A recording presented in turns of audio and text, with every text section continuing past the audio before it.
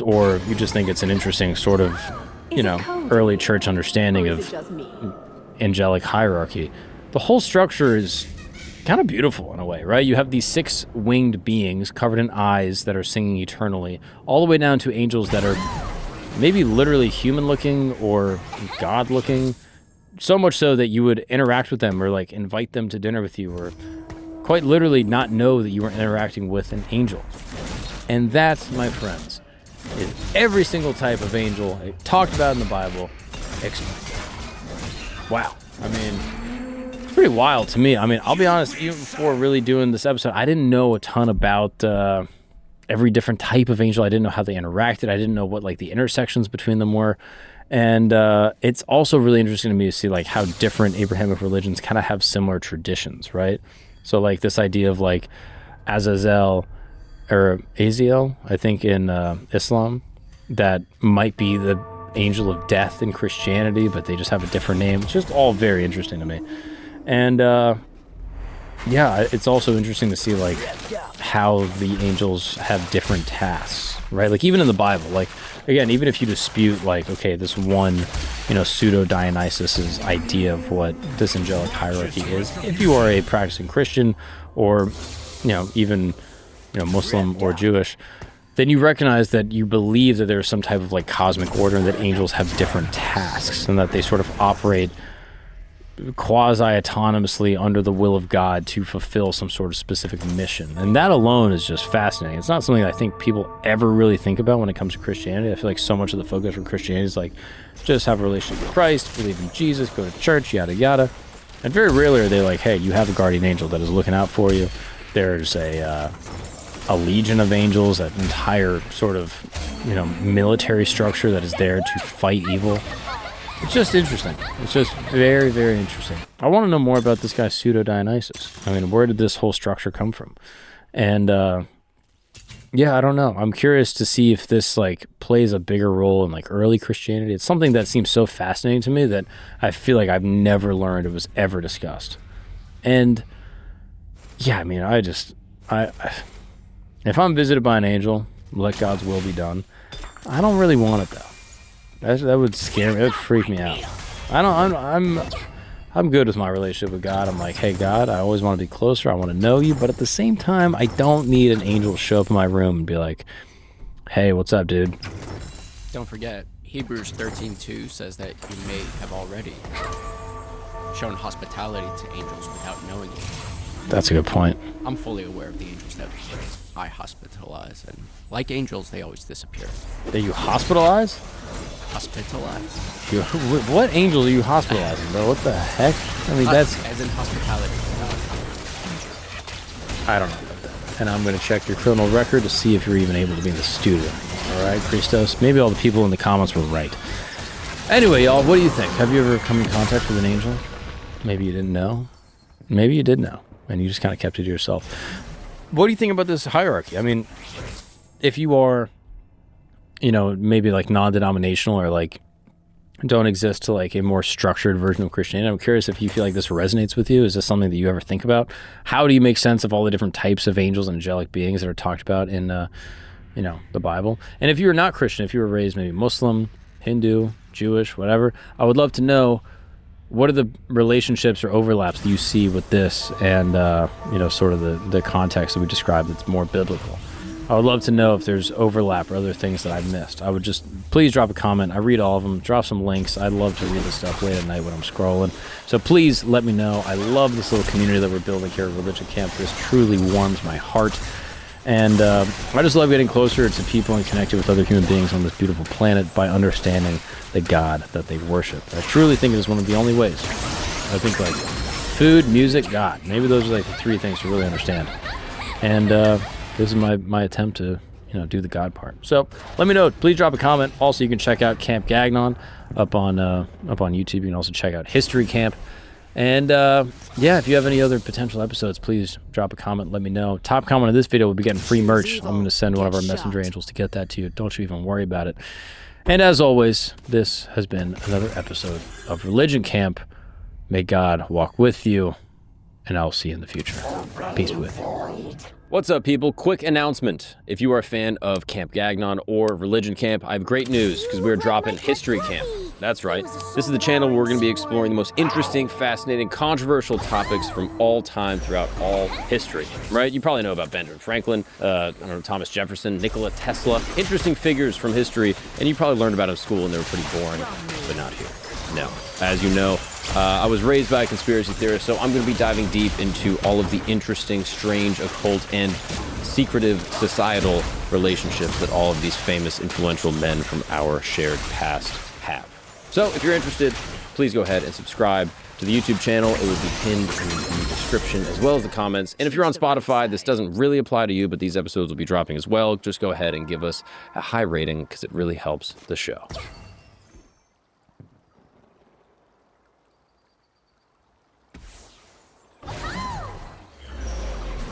Abrahamic mythology represents one of the longest continually developing religious traditions in the world, from its origins in ancient Canaan to postmodern theology and mysticism.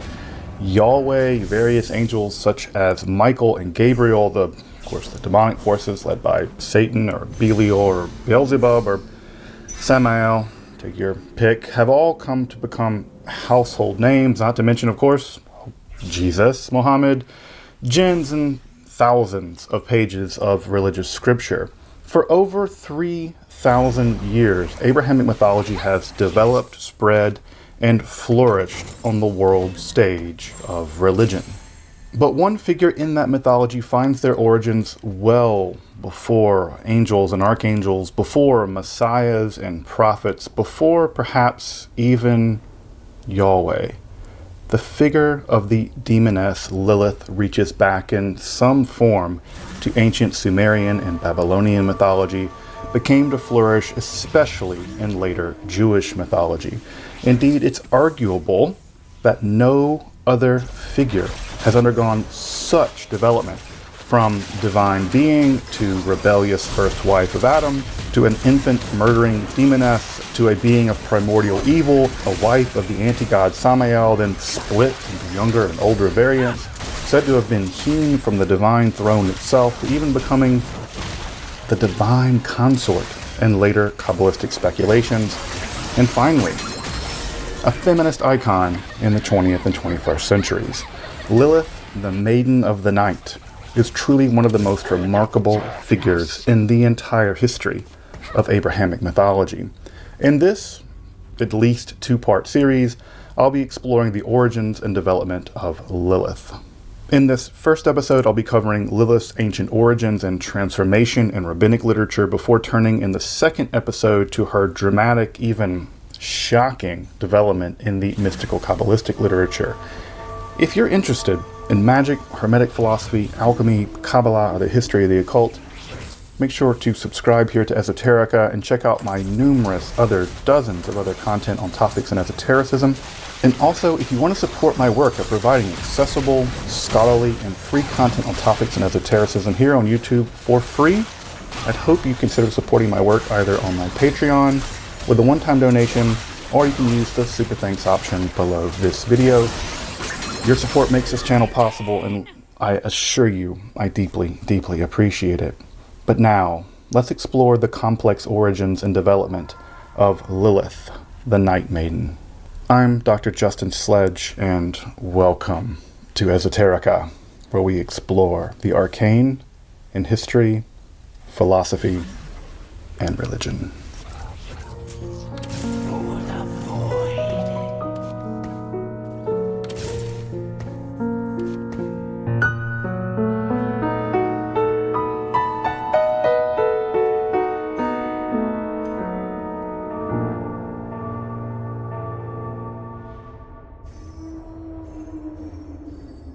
If one were to travel back in time to the streets of ancient Babylon around 2000 BCE and inquire among the Ashipu or the Mashmashu, the ritual experts in that time, about the god Yahweh, the angel Michael or Raphael, the Watchers, Semyaza, or Satan, they would probably just look back at you in a confused stare.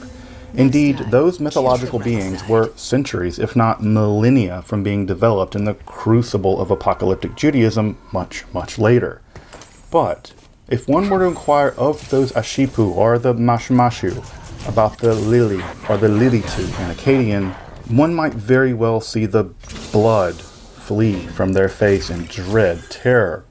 Lilith, in some form and in various numbers, has haunted the imagination of people long before monotheism, dualism, long before any Yahweh or Satan.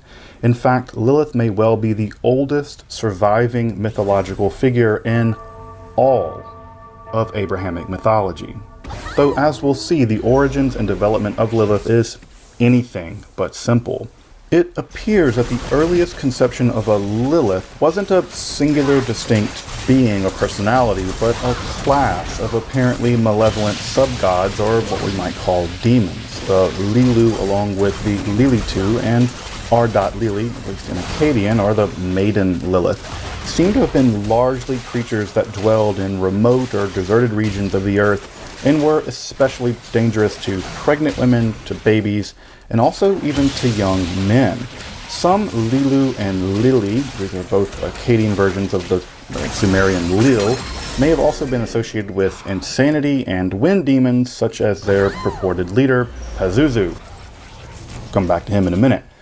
R.Lili especially seems to have been a kind of perpetual bride-to-be whose sexual dysfunction causes her to target young men, perhaps a kind of proto-succubus-like figure.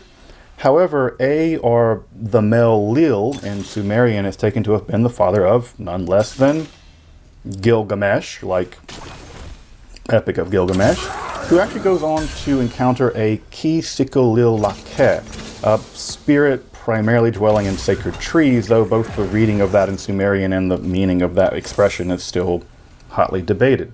The Bernie relief may depict a lily. The association with the owls in that image are kind of speaking in that favor, but there's absolutely no agreement among scholars, with arguments that that's actually Ishtar, who ironically seems to have actually had an antagonistic relationship with the lily. It could be Ishtar's sister and the queen of the underworld, Erishkigal, to some otherwise totally unknown figure. Who knows about the Bernie relief? Regardless, the Lilu and Lili form some complex, though admittedly unclear aspect of the demonological ecology of ancient Mesopotamian religious life.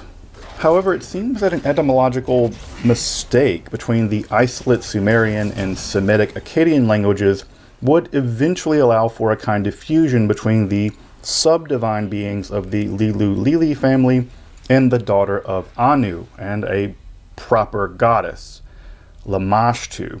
This can be seen in how the Lilu-Lili aren't written with the divine determinative like Lamashtu is. What seems to happen is a kind of linguistic assimilation where some of the malevolent activity of the Lili are fused with the explicitly anti-naval evil of Lamashtu, who of course was known to kill unborn children either by tapping on the mother's stomach 7 times, of course murdering babies through crib death, or even just kidnapping them from a wet nurse. Lamashtu's infamy is actually well attested in the amulets and spells, numerous spells and amulets against her, which actually deploy the iconography of the leader of the Wind Lilu, Pazuzu. Of course, Pazuzu gets a super bad rap because the Exorcist kind of did him dirty by making him possess that young girl Reagan, but that's actually considerably ironic if you think about the fact that he was invoked precisely as a protector of young children and mothers. So, sorry, Pazuzu.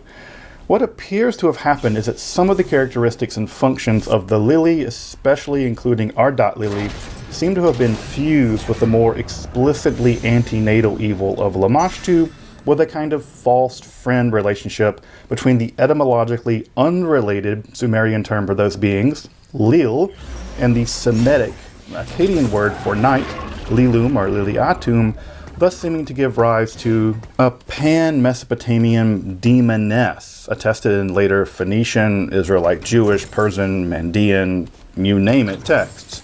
Sources largely responsible for crib death, seducing young men in their sleep, etc.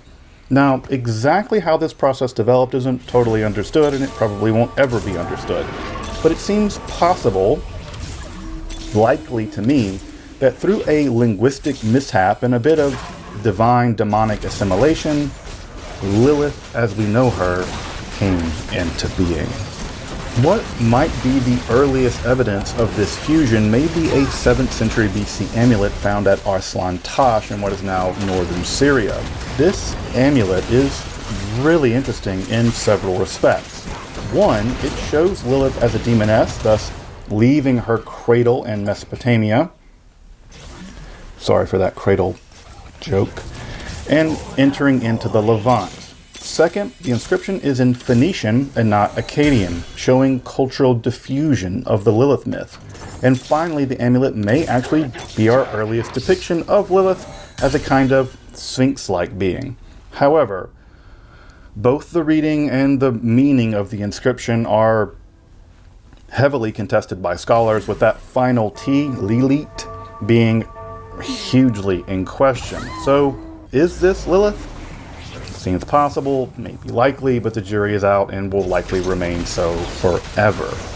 The next possible appearance is also contested, but it's also the first and only mention of Lilith in ancient Israelite literature, that is in the Hebrew Bible or the Christian Old Testament.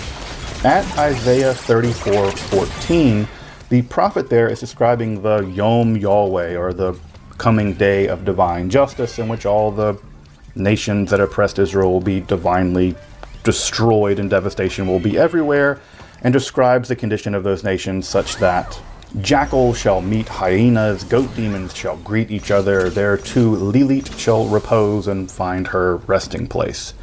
The problem is that the Hebrew for all those creatures I just mentioned is highly uncertain and remains very poorly understood to this day. In fact, the great Isaiah scroll found at Qumran, the most complete ancient Isaiah scroll we have, the term Lilith there is actually in the feminine plural, Lil-yot, which better matches the literary flow of the text anyhow. What is clear is that these animals, or maybe demons, are associated with ruined or otherwise deserted places or destroyed places, and that's actually pretty typical of demonic beings in ancient Mesopotamian mythology more generally, and we'll see it's something that's inherited directly into Jewish demonology as well. Again, is this Lilith a class of demonic beings or a specific demonic being? Or a demonic being at all? Indeed, note there's no antenatal violence invoked here either. Actually, a recent study has argued that none of the beings typically invoked as proto-demons in the Hebrew Bible, like Dever and Resheph, these are sickness, plague demons, Shadim, Saraim, those are the goat demons, are Lilith, Lil-yot, I guess. A recent argument is made that they're not demons at all. Judith Belair has actually made a very cogent argument, at least to my mind, that these are just ritually impure animals, with Lilith just being a kind of owl or something. Though, think back to the Bernie relief in this regard. It seems like owls kind of got associated with these beings. But again, the Hebrew is so poorly understood and the cultural context utterly lost that we're probably never going to understand what those few verses in Isaiah ever meant with any certainty. And strangely, despite the positive explosion of both angelic and demonic beings during the period that most scholars refer to as Jewish apocalypticism, think of the Book of Enoch and literature like that, Lilith is conspicuously absent in what are otherwise dozens of foundational texts in the genre, many brimming with such supernatural creatures. In fact, one of the sole references to Lilith, or a Lilith-like being, is likely an exorcistic text in the Dead Sea Scrolls, the Song of the Sage. It's 4Q 510 and 11. In this text, Lilith occurs in the singular in the exorcistic invocation, which, compared to the Great Isaiah Scroll, also recovered from Qumran, which again had it in the plural. Again, are we dealing with Lilith or something else here? It's so hard to know. Further development of the Lilith mythology would occur, interestingly enough, closer to her original homeland over there in Mesopotamia. In virtually parallel development, the mythology of Lilith began to more fully coalesce in both the Babylonian Talmud and in Mesopotamian incantation bowls, before reaching its mythological maturity just before the time period of what we might think of as the European Middle Ages. The Talmud, as you might recall, is a commentary on an earlier text of Jewish lore called the Mishnah. 2 such of these commentaries were produced. There were 2 Talmuds produced, one over in Palestine and the other in the academies of Babylon during the Sasanian period. While the Mishnah itself contains no Lilith references, she does get about a half a dozen mentions in the Babylonian Talmud. For instance, we learn in Tractate Eruvin that one of the punishments meted out to women because of the sin of Eve is that they have to grow long hair like Lilith. Doesn't seem like a super bad punishment. At Gittin 69b, we learn of a treatment for gira. This might be a kind of striking or stinging pain in one's body that involves some kind of stone known as the arrow of Lilith, gira de Lilita. There's a pun there between the pain gira and the arrow gira in the Aramaic, and that's probably how the magical idea happens. At Nida 24b, we learn that if a woman has a stillbirth, which resembles Lilith in that it has wings, that such a fetus is viable and that woman is tameh, or susceptible to the laws around ritually uncleanliness following childbirth. At Bava Batra 73a through b, we read a super strange narrative in which a character called Hormine, this is apparently the son of Lilith, is performing all kinds of acrobatic feats while holding a glass of wine that never spills. Shockingly, by the way, this is probably a reference to the Zoroastrian deity Ahura Mazda, the god of light and goodness. Ironically here made the son of the demoness Lilith, so is the Talmud throwing some shade at the Zoroastrians for some reason? Don't pick on the Zoroastrians, they have a hard enough time. They're wonderful people. At Shabbat 151b, Chanina ben Dosa warns us to never sleep in an empty house because, of course, you'll be seized by Lilith, so don't do that. And in a final reference, we find a debate about the fate of Adam in the years after his expulsion from the Garden of Eden. In a very weird narrative at Eruvin 18b, we learn that in those 130 years following the exile from the garden, Adam, probably through nocturnal seminal emissions, begat a whole race of Ruchin, Veshedin, Velilin. Now, exactly how to translate those terms is not clear because Talmudic demonology is notoriously unsystematic. I've done an episode about that if you want to check it out. But it might mean something like spirits, shade demons, and Lilith demons. But it could just as well be something else. Note there that Lilin is in the masculine plural and not in the feminine singular or feminine plural. But the whole phrase might mean something like spirits and male and female demons, but it's not terribly clear. A few final pieces of rabbinical literature will also help us reveal the development of the Lilith myth, and those can be found primarily in later midrashic or legendary commentaries on the Bible. In Genesis Rabbah, we find a really interesting discussion caused by what is apparently a lacuna in the biblical text.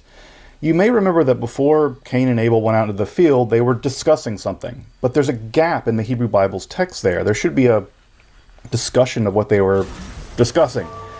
Well, they go off into a field and things don't go well so for Abel, and so we never learn what they were talking about. So what were they talking about? One of the very topics mentioned in that discussion was they were arguing about the Chava Harishonah, or the first Eve who returned to the dust. Now, while Lilith isn't explicitly mentioned here, the idea that Adam had a first wife that got away, that's going to matter a whole lot more in just a minute. In another midrash at Bamidbar 16, where Moses is yet again arguing with Yahweh not to kill everyone as Yahweh is wont to do, one of the arguments provided by Moses is that if he does in fact kill all the Israelites, Yahweh will be compared to Lilith, who kills her own children. Not a good look, buddy. Not a good look, Yahweh. Note, this is the first time in the rabbinical literature so far that we have the motif of Lilith as a child killer, though The reference here is to her killing her own children, which is ironic considering that in most of the medieval literature, the fully developed literature on Lilith, she'll be depicted as a rage-filled demoness precisely because of her inability to have her own children. Again, a crucially important part of the development of her legend and how she's integrated into Judaism, where she will survive in the mythology for ages. However, the threat of Lilith against mothers, babies, and children was also being developed at the same time in the magical technologies of the same cultural and historical milieu as the Babylonian Talmud. In dozens, maybe hundreds of incantation bowls, Lilith is both described, abjured, and even widely depicted for the first time. Now, these incantation bowls were typically a kind of magical device containing a magical text, written often in a circle or a spiral, with a depiction of the demonic entity that's being targeted at the center of them, which is typically depicted as being wrapped up in chains. And they were typically buried in ritually important parts of the home, often beneath the lintel of the house. This magical technology is widely observed, with the language, in the case that it's not pseudo-writing, just squiggles, those probably were sold to illiterate people, sorry. They often indicated the religious or ethnic background of the user. So Hebrew, Aramaic, probably Jews; Mandaic, probably Mandeans; Persians, probably Zoroastrians, etc. Lilith is one of the most widely attested demons depicted and exorcised in these bowls over all ethnic groups, with her long, unkempt hair almost always giving her away. In general, the bowls contain two types of invocations. One which protect women and babies and children from Lilith, and sometimes even male Liliths, so he's still around. And two, those which protect men from her and her more succubus-like form. These are often even combined. In both cases, divine and angelic names are invoked to banish Lilith from the home and protect those inside. It's also worth noting that many of the bowls in the incantations actually operate as a kind of get, or a bill of divorce from Lilith. In these cases, there may have been a nocturnal ejaculation taken to have been caused by Lilith as a kind of succubus, which would have effectively married the man of the house with Lilith. Thus, you would require a get or a bill of divorce to get rid of her. In some cases, there may have even been offerings made to operate as a kind of ketubah, or alimony, for Lilith to get her to go away. In yet others, Lilith would be threatened with karet, or excommunication, a kind of ban that subjected her to indiscriminate divine wrath. Now, incantation bowls are a huge genre of ancient magical technology, and I'll be coming back to do an entire episode just on incantation bowls at some point, but nevertheless, they are an important early attestation to the nature and the powers of Lilith. However, it would be in the pseudepigraphic alphabet of Ben Sirah, composed sometime around 700 or 1000 of the Common Era, that the myth of Lilith would reach maturity. In that text, Lilith appears for the first time as the first partner of Adam, made from the same clay that he was, and thus equal to him by all rights. Famously, she asserts this equality by insisting on being on top during an act of sexual intercourse for which Adam refuses. It's kind of vanilla, and in defiance, Lilith pronounces the ineffable name of God and disappears into the air. Adam, for his part, cries out to God to bring her back, and God, for God's part, sends 3 angels to do just that: Sinoi, Sansanoi, and Samangalaf. The deal would be simple. She just has to come back and all is forgiven, and she has to be on the bottom and stay free, but 100 of her children must die every day. The 3 angels actually corner her over the Sea of Reeds, where the Pharaonic army would one day be drowned, and they threaten her. But again, defiant Lilith counteroffers. She'll accept the death of 100 of her brood each day, but she'll be able to stalk the children of humans for 8 days after a boy's birth and for 20 days for a girl. However, she'll be forever deterred by the powerful names of those angels, Sinoi, Sansanoi, and Samangalaf, such that if she sees their names over a child, she'll relent. and the child will recover. In this brief tale, thousands of years in the making, these mythological strands fuse into a truly enduring narrative. Lilith, the defiant first partner of Adam, becomes the murderer of infants in her fury, which can only be repulsed through angel magic.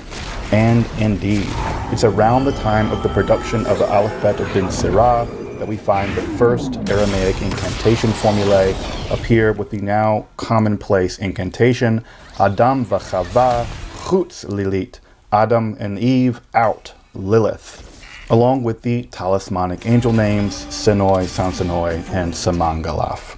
A formula still reprinted in handbooks of Jewish magic down to today. I have them right there, and more on those amulets, modern amulets for this, in a future episode.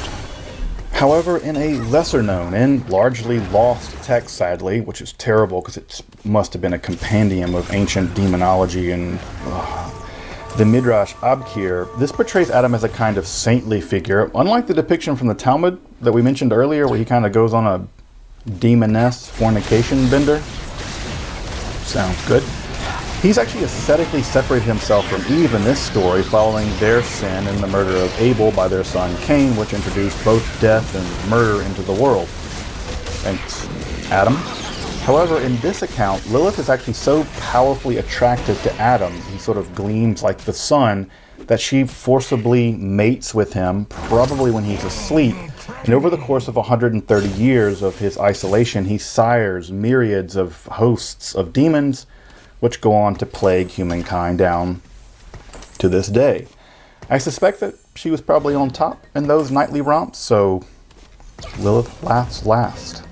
This motif of Lilith as a succubus would also prove influential in the next period of the development of her mythology, the Lilith of the Kabbalah. In this episode, we've covered the development of the Lilith myth spanning millennia, from Bronze Age Mesopotamia to right up to the dawn of the Kabbalah in the 13th century. As we've seen, Lilith is an enduringly powerful myth which captures a range of fears and anxieties, from crib death to female autonomy, a subject that still strikes terror in basic bros everywhere. In the next episode, we'll turn to the fantastically psychedelic and multifaceted development of Lilith within the scope of the mystical revolution inaugurated by the Sefer Zohar, or the Book of Radiance, and the rise of the Kabbalah. In those mythological developments, Lilith will reach new primordial depths of evil. Her evil will be pre-existent to even Yahweh, and she will rise to become nothing less than the very consort of an admittedly unwilling Godhead before her final destruction, which, unlike virtually all other demons, can only come at the advent of the final messianic days. In this way, Lilith certainly pre-existed the Abrahamic mythologies and will very likely be with them to the very end, if not beyond. I hope you'll join me for the next episode in this series as we dive into Lilith and the Kabbalah. Until then, I'm Dr. Justin Sledge, and thank you for watching Esoterica, where we explore the arcane in history, philosophy, and religion.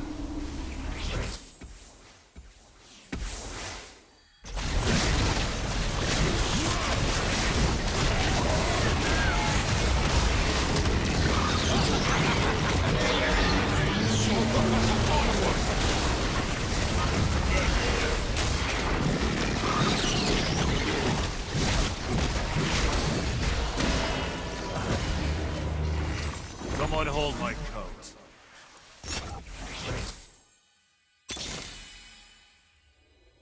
The dragon nears.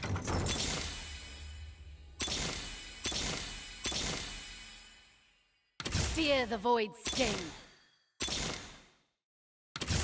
The void.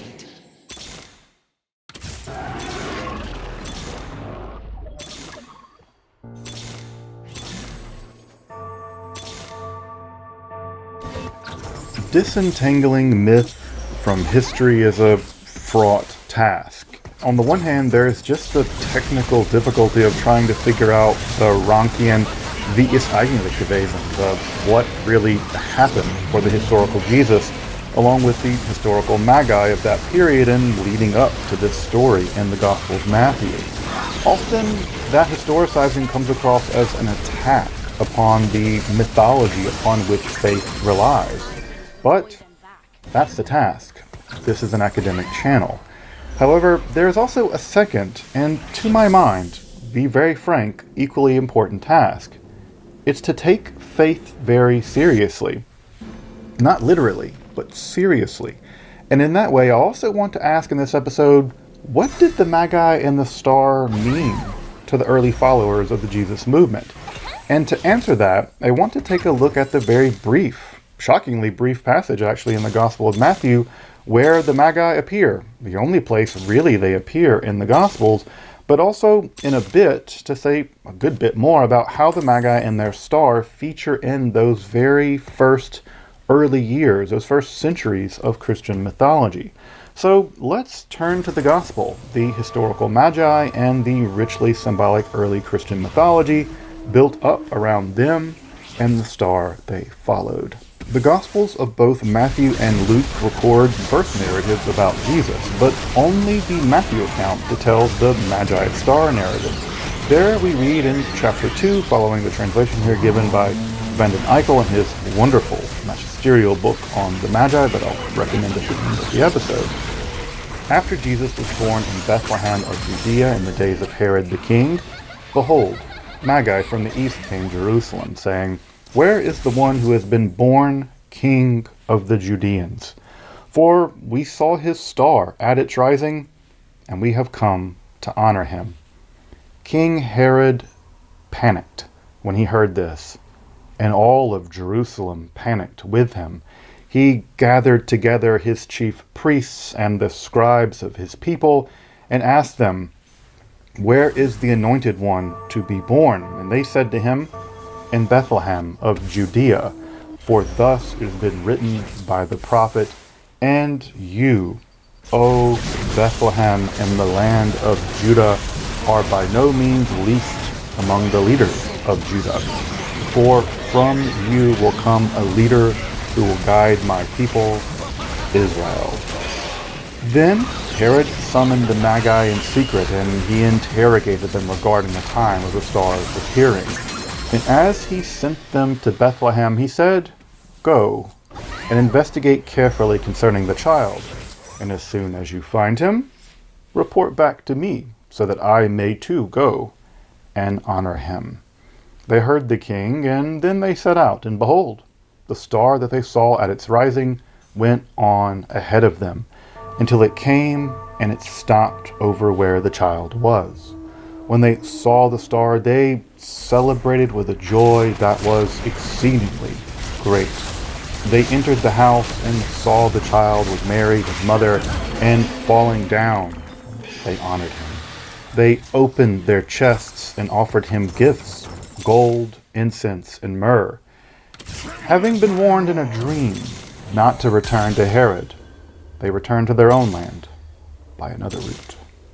And at this point, the Magi exit stage left, and they do not reappear in the entire biography of Jesus, the Holy Family taking off to Egypt directly following this narrative to avoid the wrath of the bloodthirsty Herod.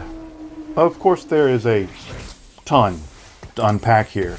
The first is what actually isn't said in this narrative. Note that the Magi are never referred to here as wise men or kings. That's a later development of the myth that we'll circle back to here in just a little bit. Also, note that their panic-inducing first stop is in Jerusalem in their visitation with King Herod. I would argue that this interlude, this first interlude in Jerusalem, is actually the most important part of the narrative, but it often just gets sort of lost in the more manger-centric depictions